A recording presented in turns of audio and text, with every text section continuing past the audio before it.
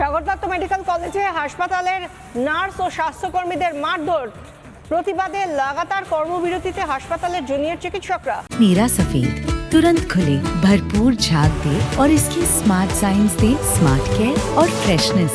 मेरी चॉइस मेरा सफेद। নিরাপত্তা চেয়ে চলছে সাগর দত্ত মেডিকেল কলেজে কর্মবিরতি। হাসপাতালের বাইরেই অবস্থান জুনিয়র চিকিৎসকদের। সেখানে বাড়ল পুলিশ, কিন্তু বসলো না সিসিটিভি বসানো নিয়ে উদাসীন কর্তৃপক্ষ, এমনই অভিযোগ।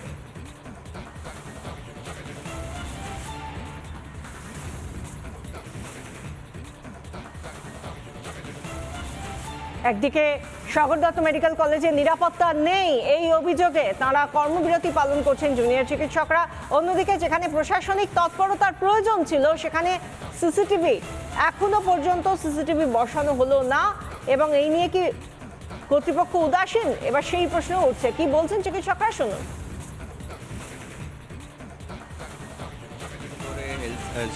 চিফ সেক্রেটারির সাথে এত মিটিং করে যে আমাদের প্রতিশ্রুতি দেওয়া হয়েছিল যে তোমরা কাজে ফেরো, তারপরেও আমরা জনগণের দিকে তাকিয়ে আমরা কাজে ফিরেছিলাম। শুধু কাজে নয়, আমরা তার সাথে ফ্লাড রিলিফ ক্যাম্প করছিলাম।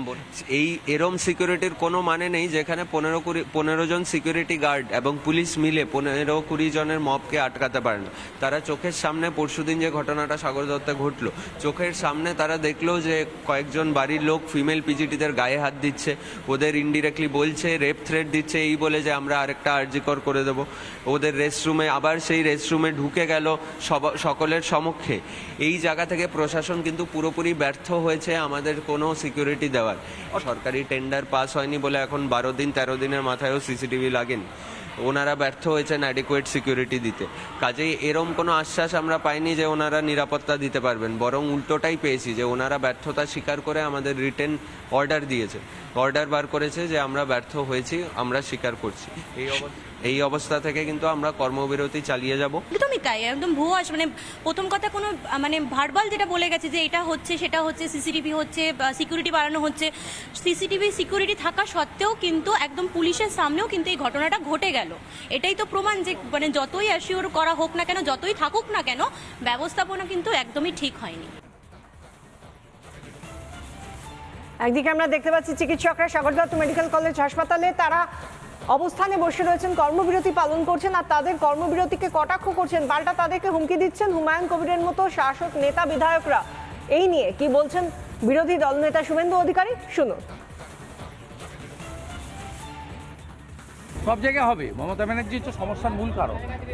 মমতা ব্যানার্জি যতক্ষণ মুখ্যমন্ত্রী থাকবে ততক্ষণ এটা হবে। আপনার মহারাষ্ট্রের বদলাপুরে একেবারে রাম নাম সত্য হয় করে দিয়েছে ধর্ষককে, আর এখানে ধর্ষকদের প্রোটেকশন দেয় মমতা ব্যানার্জি। এবং লজ্জার পুলিশ, ডাক্তার, ধর্ষক 3 জন একসঙ্গে জেলে। আজ সন্দীপ ঘোষ এবং অভিজিৎ মণ্ডলকে ফের আদালতে পেশ। জি কর কাণ্ডে ধৃত সন্দীপ ঘোষকে আদালতে পেশ করা হবে। টালা থানার প্রাক্তন ওসি অভিজিৎ মণ্ডলকেও শিয়ালদা আদালতে এই দুজনকে পেশ করা হবে আজ ফের।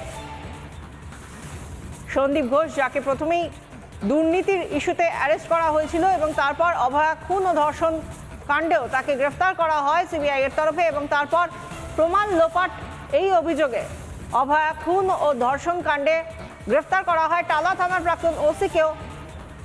অভিজিৎ মণ্ডল এবং সন্দীপ ঘোষকে আজ ফের শিয়ালদা আদালতে পেশ করা হবে। এবার দেখার যে আজ তাদেরকে কতদিনের বিচার বিভাগীয় হেফাজত দেওয়া হয়, কি তাদের তরফ থেকে কি চাওয়া হয়, সিবিআই এর তরফ থেকে কি আবেদন রাখা হয়, তার রিমান্ডে চান কি না এই দুজনকে, সেই দিকে নজর থাকবেই। এবং সেই সঙ্গে আদালত কোনো পর্যবেক্ষণের বিষয় জানায় কিনা সেদিকেও নজর থাকছে।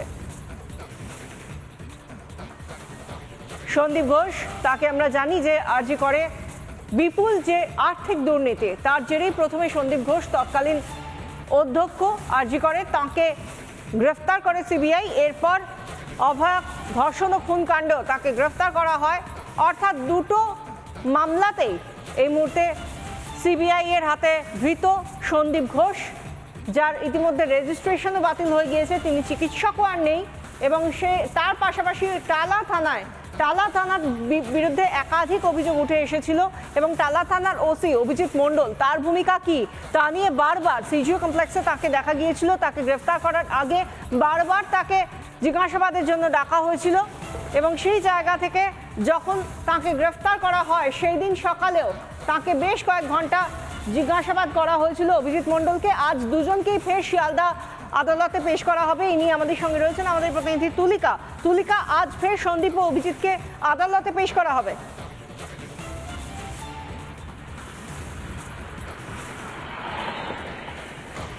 দেখো, আজকে আবারও আদালতে পেশ করা হবে। একদিকে প্রাক্তন অধ্যক্ষ সন্দীপ ঘোষ এবং তার সঙ্গে টালা থানার যে প্রাক্তন ওসি রয়েছে অভিজিৎ মণ্ডল, এই দুজনকে আজকে পেশ করা হবে। একদিকে তথ্য প্রমাণ লোপাটের অভিযোগেই মূলত এই দুজনকে প্রথমে গ্রেফতার করা হয়েছিল এবং সব থেকে গুরুত্বপূর্ণ দিন আজকে বলা যেতে পারে। তার কারণ একদিকে যেরকম তারা এই মুহূর্তে যেহেতু তারা জেল হেফাজতে রয়েছে এবং আজকে যেহেতু জেল হেফাজতের মেয়াদ শেষ হচ্ছে, একদিকে তাদেরকে পেশ করা হবে এবং অন্যদিকে সিবিআই তদন্তের জন্য এই সন্দীপ ঘোষের নার্কো টেস্টের আবেদন করেছিল আদালতে এবং তারই সঙ্গে অভিজিৎ মণ্ডলের পলিগ্রাফ টেস্টের আবেদন করা হয়েছিল। আদালত সেই আবেদন মঞ্জুর করলেও যেহেতু টেস্টের জন্য যা টেস্ট করা হবে তার সম্মতির প্রয়োজন রয়েছে। আগামী গত যে ডেট ছিল সেখানে যখন সেই সম্মতি নেওয়া হয়নি, সেক্ষেত্রে আজ এই দুজনের সম্মতি নেওয়ার সম্ভাবনা রয়েছে শিয়ালদা আদালতে। সুতরাং আর কিছুক্ষণের মধ্যেই এই প্রেসিডেন্সি জেল তুমি দেখতে পাচ্ছ, এই জেলেই রয়েছেন সন্দীপ ঘোষ এবং অভিজিৎ মণ্ডল। এই জেল থেকে আর কিছুক্ষণের মধ্যেই তাদেরকে বের করা হবে এবং শিয়ালদা আদালতের উদ্দেশ্যে নিয়ে যাওয়া হবে এবং সেখানে তাদেরকে কোর্ট প্রোডাকশন রয়েছে। এখন এটা দেখার বিষয়, তার কারণ এর আগে সিবিআই অভিজিৎ মণ্ডল এবং এই সন্দীপ ঘোষের বিরুদ্ধে গুরুতর অভিযোগ করেছে এবং তদন্তে যেটা সিবিআই এর উঠে এসেছে, যেখানে যে থানা রয়েছে অর্থাৎ টালা থানায় 9ই আগস্ট ঘটনার পরে গোটা যে তথ্য প্রমাণ লোপাট করে নতুন ভাবে যে তথ্য সাজিয়ে সেই এফআইআর করা হয়েছিল, বিষয়টিও উঠে এসেছে। সব মিলিয়ে কি হয় এরপর, কতদিনের রিমান্ডের জন্য আবেদন করা হয় সিবিআই এর তরফ থেকে এই দুজনের ক্ষেত্রে, সেদিকে নজর থাকবে। ধন্যবাদ।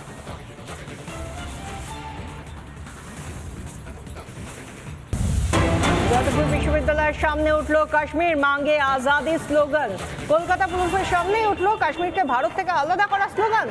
ভারতের সার্বভৌমত্বকে চ্যালেঞ্জ করে স্লোগান উঠছে যাদবপুরে, আর সেখানে কানে শুনে চোখে দেখেও কলকাতা পুলিশ একেবারে চুপ।